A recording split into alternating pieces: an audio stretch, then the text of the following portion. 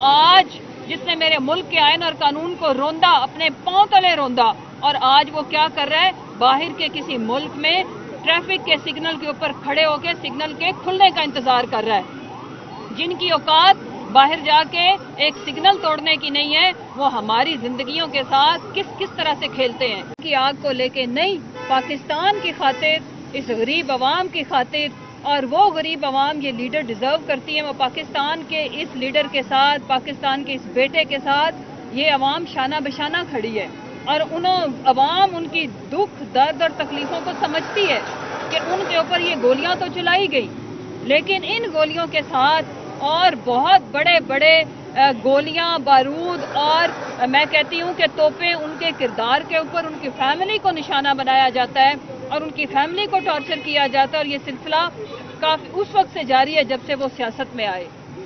یہ ہوتا ہے لیڈر کے جو اپنی ذات سے آگے بڑھ کے سوچتا ہے عوام کا۔ ٹروتھ اینڈ ریکنسیلیشن صرف اور صرف انہوں نے یہ بات کی ہے پاکستان کے لیے، پاکستان کی بہتری کے لیے، کیونکہ یہ کچھ لوگ بے وقوفی میں اور کچھ لوگ بے پرواہی میں، جن کو پاکستان کی کوئی فکر نہیں ہے، انہوں نے پاکستان کو اس نہج تک پہنچایا ہے، اور وہ جو اس ساری چیزوں کا ذمہ دار ہے، وہ آج جس نے میرے ملک کے آئین اور قانون کو روندا، اپنے پاؤں تلے روندا، اور آج وہ کیا کر رہا ہے؟ باہر کے کسی ملک میں ٹریفک کے سگنل کے اوپر کھڑے ہو کے سگنل کے کھلنے کا انتظار کر رہا ہے۔ جن کی اوقات باہر جا کے ایک سگنل توڑنے کی نہیں ہے، وہ ہماری زندگیوں کے ساتھ کس طرح سے کھیلتے ہیں۔ آپ یاد کریں اعظم سواتی کا وہ چیخنا چلانا، وہ سسکیاں لیتی ہوئی تصویریں، جو میرا بھائی ارشد شریف شہید ہو گیا، ان کی فیملی کی، ان کی ہمارے ڈاکٹر شہباز گل کے اوپر ٹارچر، اور اس کی ہمارے صحافی بھائیوں کے اوپر ٹارچر، اور ابھی بھی شاہد اسلم کے ساتھ جو ہو رہا ہے، میں اس کی مذمت کرتی ہوں، لیکن میں میں پاکستانی عوام کو آگاہ کرنا چاہتی ہوں، بہت بڑی ناکامی دیکھتے ہیں۔ جہاں ان کی سیاست ختم ہو جاتی ہے، جہاں ان کو بربادی اپنے لیے نظر آتی ہے، وہاں سے یہ خان صاحب اور ان کی فیملی کو ٹارگٹ کرتے ہیں، وہاں سے یہ جو اپنا ڈیپ فیک کا دھندا ہے اس کو چالو کرتے ہیں اور ٹوٹا فیکٹری کو آن کرتے ہیں۔ تو میں ان کو بتاتی چلوں کہ میرے ملک کی ٹیکسٹائل بند ہو گئی ہے، لیکن جو چالو ہے وہ تمہاری فیکٹریاں اور تمہاری ویڈیو آڈیو سینٹر چل رہا ہے۔ لیکن میں آپ کو بتاتی چلوں، عوام بے وقوف نہیں ہے، وہ سب سمجھتی ہے، اور میں شکر گزار ہوں اپنے پاکستانی عوام کی، اپنی یوتھ کی۔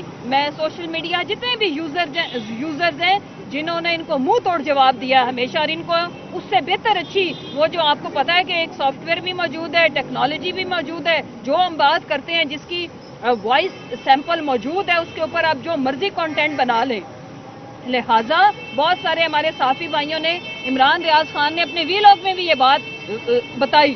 تو میں کہنا یہ چاہتی ہوں کہ جہاں ہمارے اوپر، میرے وطن عزیز کی اکانومی کے اوپر، میرے غریب مزدور کو آٹا لیتے ہوئے موت نصیب ہوتی ہے، وہاں پہ آڈیو ویڈیو سینٹر آن ہو جاتا ہے۔ تو آپ کی بتی عوام بجھائے گی جب آپ ووٹ مانگنے جاؤ گے نا، اور جب ان کو 10 روپے میں روٹی ملتی تھی اور آج 25 میں بھی پیسوں کے عوض نہیں مل رہی، جب ان کو 60-65 میں فی کلو آٹا ملتا تھا اور آج آٹے کا ریٹ ڈبل کر کے، تو یہ کہتے ہیں کہ ہم نے اس قوم کے اوپر، میرے دوست ملک نے یہ کہا۔ اور آج ایک وہ جو چیری بلاسم کا بیٹا، وہ جو اس نے فرسٹریٹ ہو کے ٹویٹ کیا ہے، تو میں اس کو بتاتی چلوں، سلمان، دنیا کا سب سے بڑا جوکر تیرا باپ ہے، جو اس قوم کے اوپر مسلط ہے، جس کے نام کے ساتھ وزیر اعظم لگتا ہے۔ یہ ہم 22 کروڑ 75 لاکھ عوام کے لیے شرمندگی کا باعث ہے، تمہارا باپ ہے، اور اس کا نام ہے شہباز شریف۔ تمہارا خاندان اور تمہاری جو نسل ہے پچھلی اور اگلی، تم ہمارے لیے باعث شرمندگی ہو، دنیا کے سب سے بڑے جوکرز ہو۔ نہیں یقین، ایک سروے کرا لو۔ میں یہ ابھی آپ کو اوپن انویٹیشن دیتی ہوں کہ آپ اپنے اکاؤنٹ سے یہ پوچھو کہ پاکستان کا سب سے بڑا جوکر اور خطے کا سب سے بڑا جوکر کون ہے، ہاں یا نہ میں یہ پول اپنے ٹویٹر اکاؤنٹ سے کراؤ، ابھی چالو کراؤ، تو عوام آپ کو بتائے گی۔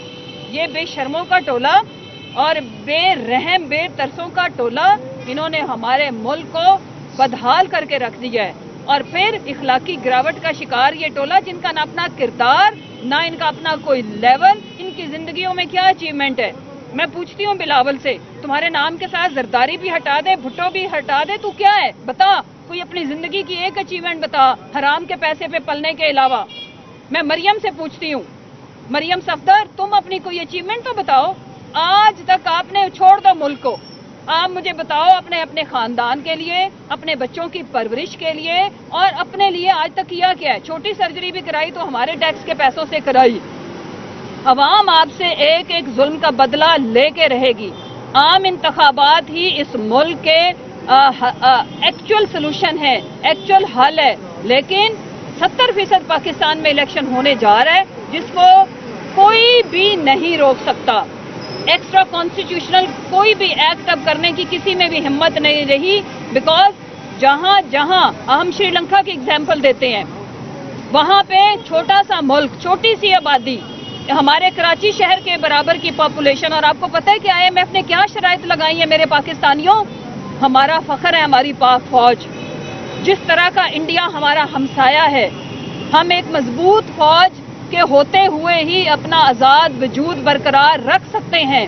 लेकिन मैं आपको एक खबर बताना चाहती हूँ कि श्रीलंका के अंदर IMF की जो शराइत हैं वो ये है कि आप अपने आर्मी के जो खर्चे हैं वो कम करें और अपनी फौज को आधा कर दें। सेम चीज़ उन्होंने इजिप्ट के ऊपर भी लागू की है। क्या पाकिस्तान, जिसके सामने बॉर्डर के लाहौर के परे बैठा हो इंडिया, क्या हम ये अफोर्ड करते हैं? हम ये अफोर्ड नहीं करते। हमारे खुददार पाकिस्तान के लिए हमारी आर्मी हमारी ज़रूरत है, लेकिन इन नाअक्बत अंदेश टोले ने, और एक अहमकों के टोले में ज़्यादा बेहतर लफ्ज़ है इनके लिए, एक नाअहलों और नालायकों के टोले ने, ये कौन से साइंसदान थे जिन्होंने ये सोचा ही नहीं कि इस मुल्क के साथ क्या होगा? ऑन रिकॉर्ड है, जून के अंदर 1 जून को खान साहब ने जो समी इब्राहिम को इंटरव्यू दिया था उसमें इसका जिक्र है कि हमारे शौकत तरीन साहब, हमारे उस वक्त के प्राइम मिनिस्टर इमरान खान साहब ने इनको आगाह किया था। वो जो सिग्नल के ऊपर खड़ा हुआ है मुंह चुक के, आपको आगाह किया था कि अगर इस वक्त इस मुल्क के साथ कोई तजर्बा किया गया तो वो तजर्बा PTI पे भारी नहीं गुजरेगा, पाकिस्तान की 22 करोड़ 75 लाख अवाम के ऊपर भारी गुजरेगा। और वो हुआ, आज हम सब फेस कर रहे हैं। लिहाजा इंशाल्लाह हम इनसे निजात पा के रहेंगे। ये जो PDM का टोला है, हम अपने वतन अजीज की हिफाजत भी करेंगे। हम अपने जो हमारी सरहदों के ऊपर खड़ा हुआ सोल्जर है, हम उसके साथ हैं, और वो हमारे ही तो बेटे हैं। वो कोई उगे तो नहीं है, वो कोई ये पीछे से तो कोई इदारे के अंदर वो बनते तो नहीं है। वो तो हम माएँ पैदा करके अपने बच्चे देती हैं वतन अजीज पे कुर्बान होने के लिए। लिहाजा हम अलग नहीं है, हम एक हैं और हमने मिलकर इस मुल्क को बचाना है। और आज मैं अपने लीडर को सलूट पेश करती हूँ जो ट्रूथ एंड रिकन्सिलिएशन की उन्होंने बात की। ये बहुत बड़े दिल का और बहुत बड़ा लीडर ही ये बात कर सकता है जो जातियात से ऊपर का सोचता हो। आखिर में मैं इतना ही कहूँगी, ये कनीजों का टोला है कि अब मुंह संभाल के बात करना।